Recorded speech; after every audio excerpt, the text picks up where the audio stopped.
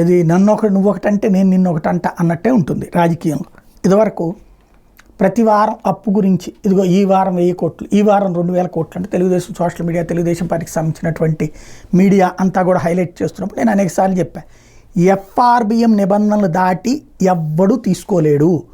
ఒకవేళ తీసుకుంటే మళ్ళీ నెక్స్ట్ మంత్ కల్లా సెటరేట్ చేసేస్తుంది రిజర్వ్ బ్యాంకు, లేకపోతే కేంద్ర ప్రభుత్వం ఎవ్వరికి ఎక్కువ తీసుకొనియదు.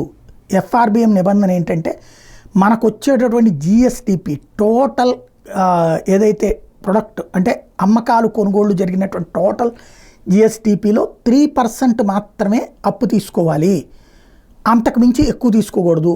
కరోనా టైంలో ఇంకో 0.5% ఎక్కువ తీసుకోవడానికి పర్మిషన్ ఇచ్చారు తప్పించి మిగతా టైంలో అట్లా లేదు. జగన్ అధికంగా తీసుకున్న అప్పు ఆ 2 సంవత్సరాలలో 3.5%, 4% కూడా ఇచ్చారు.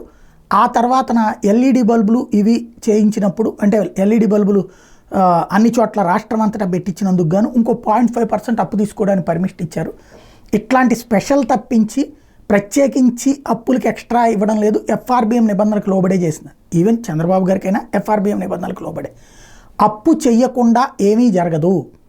అప్పు సహజం, కట్టడం కూడా సహజమే, అది అనుకుంటానే ఉన్నాం. ఇప్పుడు ఈ వారం మరొక 4000 కోట్ల రూపాయల అప్పు, ఇప్పటికీ 2 నెలల 20 రోజులు అయింది అనుకుంటా, దాదాపు 83 రోజులు అయింది. 84వ రోజు 85వ రోజుకి వస్తున్నాం.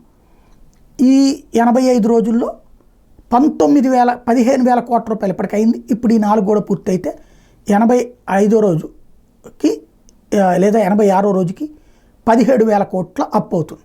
ఇదివరకు జగన్ ఏడాదికి 45,000 కోట్ల అప్పు చేసేవాడు.